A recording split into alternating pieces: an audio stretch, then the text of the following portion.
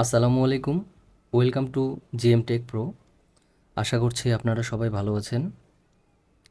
আজকে আমরা দেখব মাইক্রোসফট ওয়ার্ডে কিভাবে পিকচার নিয়ে কাজ করতে হয়। তো চলুন শুরু করি। আমি প্রথমে মাইক্রোসফট ওয়ার্ড ওপেন করে নিচ্ছি। এবার আমার এখানে পিকচার ইনসার্ট করার জন্য যেতে হবে ইনসার্টে। ইনসার্টে এখানে দেখুন পিকচারে ক্লিক করলাম। এবার আমাদের পিকচারটা কোথায় আছে সেই লোকেশনে যেতে হবে এবং পিকচারটা সিলেক্ট করে ইনসার্ট করলে আমাদের পিকচারটা মাইক্রোসফট ওয়ার্ডে চলে আসবে।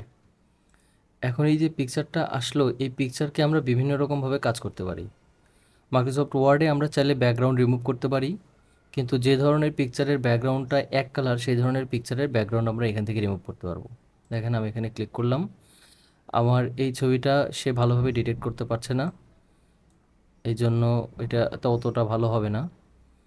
আমি চাইলে এই যে এখানে দেখেন মার্ক এরিয়া টু কিপ আর মার্ক এরিয়া টু রিমুভ দুটো অপশন আছে। আমি যে অংশটুকু রাখতে চাই সেই অংশটুকু আমাকে এভাবে মার্ক করে দিতে হবে।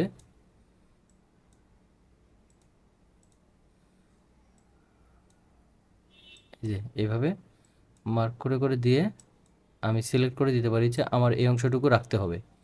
যে আমি শার্টের অংশটুকু রাখলাম, আমার চুলের একটু রাখতে হবে। এই তো। এবার যদি আমি কিপ অপশন দেই তাহলে দেখেন আমার এই ছবিটাতে কিন্তু আর ব্যাকগ্রাউন্ড নাই, আমার ব্যাকগ্রাউন্ডটা রিমুভ হয়ে গেছে। আচ্ছা, আমি কন্ট্রোল জেড দিই, ডিসকার্ড অল চেঞ্জ, আমি আবার আগের অবস্থায় ফেরত আসলাম। আচ্ছা, এরপরে আছে কারেকশন। আমাদের এই ছবিটার আমরা চাইলে এই যে শার্পনেস অ্যান্ড সফটেন এই অংশটা আরও শার্প করতে পারি, এখান থেকে ব্লার টাইপের করতে পারি, বা এখান থেকে লাইট সেটিংসও দেওয়া আছে। যে কোনো একটা লাইট সেটিংস আমাদের যদি প্রয়োজন হয় আমরা ক্লিক করলে সেই লাইট সেটিংসটা আমাদের ছবিতে অ্যাপ্লাই হয়ে যাবে। আপনারা এটা একটু দেখবেন যে কোনটাতে কী হচ্ছে। এরপরে আছে পিকচারের বিভিন্ন ধরনের ইফেক্ট। এবার আছে compress picture, change picture, reset picture. Compress মানে আমাদের ছবিটাকে ছোট বড় করা, চেঞ্জ পিকচার মানে এই ছবিটাকে যদি পরিবর্তন করে অন্য ছবি নিতে চাই সেক্ষেত্রে আমরা এটা ব্যবহার করতে পারি। রিসেট পিকচার মানে আমার পিকচারটাকে আমরা বিভিন্ন রকমভাবে অপশনের কাজ করার পরে দেখা যাচ্ছে সেটা নষ্ট হয়ে গেছে, তখন আমরা রিসেট পিকচার করলে আমাদের আগের অবস্থায় এটা ফেরত আসবে। আচ্ছা, এরপরে আছে পিকচার স্টাইলস। আমাদের এই পিকচারটাকে শুধু এরকম সিম্পল না রেখে আমরা বিভিন্ন রকম স্টাইল অ্যাপ্লাই করতে পারি। যেমন আমি এই যে এই স্টাইলে দিলে এটা একটা ফ্রেমের মতো মনে হচ্ছে, তো এরকম যে কোনো একটা স্টাইল আমরা চাইলে আমাদের পিকচারে দিয়ে দিতে পারি। এখানে আরও অনেক স্টাইল আছে, আমরা যে স্টাইলে ক্লিক করব সেই স্টাইলটাই আমাদের পিকচারে অ্যাপ্লাই হয়ে যাবে। আচ্ছা, এরপরে আছে আমি স্টাইল অ্যাপ্লাই করব না, শুধু আমি পিকচারে একটা বর্ডার দিতে চাই, তাহলে আমি এখান থেকে যে কোনো একটা বর্ডার অ্যাপ্লাই করে দিতে পারবো। আবার পিকচারের কিছু ইফেক্ট আছে, এই ইফেক্টগুলো ব্যবহার করে মূলত স্টাইলগুলো তৈরি করা। প্রিসেট আছে যেমন কিছু, আপনি এই ধরনের প্রিসেট দিতে পারেন, শ্যাডো দিতে পারেন। এই যে নিচে দেখেন শ্যাডো ছায়ার মতো আসতেছে। তারপরে রিফ্লেকশন আছে, আমরা এই যে নিচে একটা আয়নার মতো রিফ্লেকশন আসলো। গ্লো আছে, পিকচারের চারপাশে এরকম গ্লো আসবে।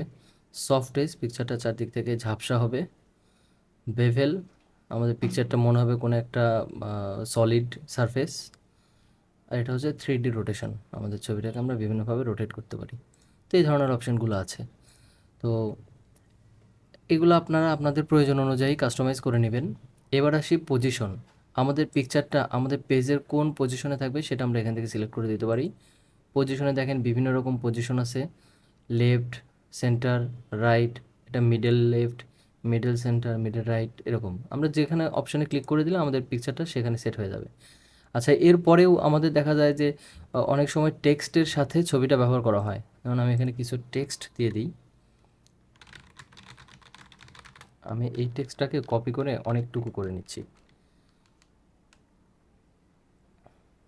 দেখেন এই টেক্সটের সাথে আমার ছবিটা কিভাবে থাকবে সেটাও আমরা এখান থেকে সিলেক্ট করে দিতে পারি। এটা হচ্ছে র্যাপ টেক্সট, আমি যদি এখান থেকে স্কোয়ার করে দিই।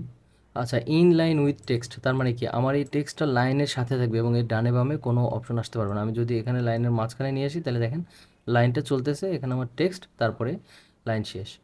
এরপরে আরও আছে স্কোয়ার, টাইট, এগুলো অপশন আপনারা চেঞ্জ করে করে দেখবেন যে কোনটাতে কি পরিবর্তন হয়। এই যে টপ অ্যান্ড বটম দিলে আপনার ছবি নিচে লেখা থাকবে, উপরে বা ডানে বামে থাকতে পারবে না, এরকম টাইপের অপশন আছে।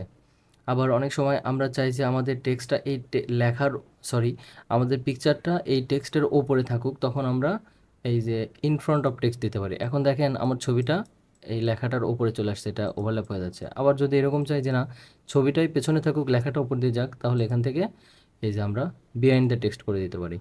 এভাবে দিলে আমাদের লেখাটা ছবির উপরে থাকবে।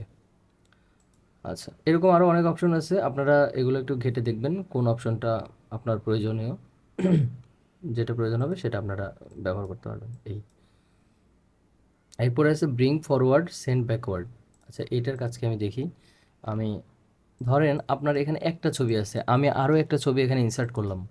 আমি এই ছবিটাকে কপি করে নিচ্ছি। কপি করার জন্য কিবোর্ড থেকে কন্ট্রোল চেপে এই ছবিটাকে টান দেবেন, দেখবেন দুইটা কপি হয়ে গেছে। এখন আমি যদি এই ছবিটা এখানে নেই, দেখেন আমার এই ছবিটা উপরে আছে আর এটা পেছনে আছে, কিন্তু আমি যদি চাই না এটাই পেছনে থাকুক এটা উপরে আসুক, তখন আমরা এই যে এই অপশানগুলো ব্যবহার করতে পারি, ব্রিং ফরওয়ার্ড সেন্ড ব্যাকওয়ার্ড। যেহেতু এটা উপরে আছে সেহেতু এটাকে আমি পেছনে পাঠাতে চাইলে সেন্ড ব্যাকওয়ার্ড, দেখেন পেছনে চলে গেল। আবার ব্রিং ফরওয়ার্ড করলে উপরে আসবে, ব্যাকওয়ার্ড করলে পেছনে চলে যাবে। আচ্ছা, এখানে এসে সিলেকশন প্যান, আমার এই ছবিগুলোকে আমি সিলেক্ট করার জন্য এই সিলেকশন প্যান ব্যবহার করতে পারি। এখানে আমাদের দুইটা ছবি আছে দেখাচ্ছে, এই প্যানটা আসলো, আমি এটা আবার কেটে দিলে চলে যাবে। আবার আমরা চাই যে ছবিটা এখানে থাকুক কিন্তু শো না করুক, তখন আমরা এই যে চোখটা বন্ধ করে দিলে ছবিটা হিডেন হয়ে যাবে। এইরকমভাবে আমরা এটা ব্যবহার করতে পারবো। আচ্ছা, তারপরে আছে অ্যালাইন। এই পজিশন আর অ্যালাইন অনেকটা একই, এখানে ছবি আকারে দেখানো আছে আর এখানে লিখিত আকারে দেখানো আছে। আমরা চাইলে এই যে দুই ছবিকে একই লাইনে আনতে চাইলে আমরা এই যে অ্যালাইন থেকে অ্যালাইন টু মিডল, এই যে দুই ছবি এখন এক লাইনে চলে আসলো, এরকমভাবে অ্যালাইন করে নিতে পারি। চাইলে এক বা একাধিক ছবিকে আমরা গ্রুপ করতে পারি, যেমন আমি এই ছবিটাকে সরালে শুধু এটাই সরে যাচ্ছে। আমি যদি চাই দুইটা ছবি একসঙ্গে থাকবে, এই যে আমি দুটো সিলেক্ট করলাম, এখান থেকে গ্রুপ করে দিলাম।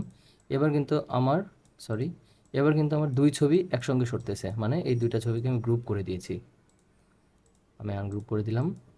আচ্ছা, এরপরে আছে রোটেট। আমাদের অনেক সময় এই ছবিটাকে রোটেট করার প্রয়োজন হতে পারে। যেমন আমরা এই ছবিটাকে যদি আমি রোটেট করতে চাই, তাহলে এখান থেকে এই যে 90 ডিগ্রি ক্লকওয়াইজ, আবার এই যে এটা হচ্ছে অ্যান্টি ক্লকওয়াইজ। আবার ছবিটাকে আমরা চেঞ্জ করতে পারি, ফ্লিপ করতে পারি, এটাও করা যায়।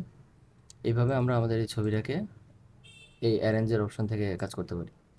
আমি একটা ছবি কেটে দিলাম। আচ্ছা, এবার দেখেন ক্রপ। অনেক সময় আমাদের একটা বড় ছবিকে কেটে প্রয়োজনীয় অংশ নিতে হয়, তখন সেটাকে ক্রপ করতে হয়। আমরা যদি ক্রপে ক্লিক করি, তাহলে দেখেন আমাদের ছবির চারপাশে একটা কালো বর্ডারের মতো আসছে। এইটাকে আমরা ঠেলে যদি ভেতরে দিই, তাহলে দেখেন আমাদের এই যে বাইরের অংশটুকু ক্রপ হয়ে গেল। এখন আমি এন্টার দিলে আমার এই ছবির ওই বাকি অংশটুকু ক্রপ হয়ে গেল। এইভাবে ক্রপ করা যায়। আবার আমরা হচ্ছে ফেরত আসতে পারি আগের অবস্থানে। সরি। আচ্ছা, এই যে রিসেট পিকচার করলে আমাদের আগের অবস্থায় ফেরত আসবে। সরি, ক্রপ করলে আসবে না, মানে এই ধরনের কোনো সেটিংস অ্যাপ্লাই করলে সেটা আসবে। তাহলে এটাকে আমি যদি আবার ফেরত আনতে চাই, ক্রপে গেলেই আমার এই যে অংশটুকু আবার হাইলাইট হবে। এখন আমি যদি এটাকে নিচে দেই, তাহলে আমার ছবিটা আবার আগের অবস্থায় ফেরত আসলো। তো সবশেষে আছে ছবির হাইট এবং উইথ। আমরা এই ছবিটাকে যদি বড় করতে চাই, তাহলে এই যে এখান থেকে ক্লিক করলে বড় হবে। আমরা নির্দিষ্ট কোনো ভ্যালুও দিতে পারি। এখানে ধরেন আমি 3 লিখে এন্টার দিলাম, আমার ছবিটা বড় হয়ে গেল। এটা আমরা এই যে ছবির যে অ্যাঙ্কর পয়েন্ট আছে, এই যে গোল গোল বৃত্তের মতো দেখছেন, এটাকে ধরেও আমরা ছোট বা বড় করতে পারবো। তো এইভাবে আমরা একটা ছবিকে আমাদের ডকুমেন্টে ইনসার্ট করে আমাদের প্রয়োজন অনুযায়ী সেই ছবিটাকে ব্যবহার করতে পারবো। এই ছিল আমাদের মাইক্রোসফট ওয়ার্ডে ছবির ব্যবহার। আশা করি সবাই বুঝতে পেরেছেন। যদি কেউ বুঝতে না পারেন কমেন্ট করবেন, আমি আপনাদের সেটা সলিউশন দিয়ে দিব। সবাইকে ধন্যবাদ। আল্লাহ হাফেজ।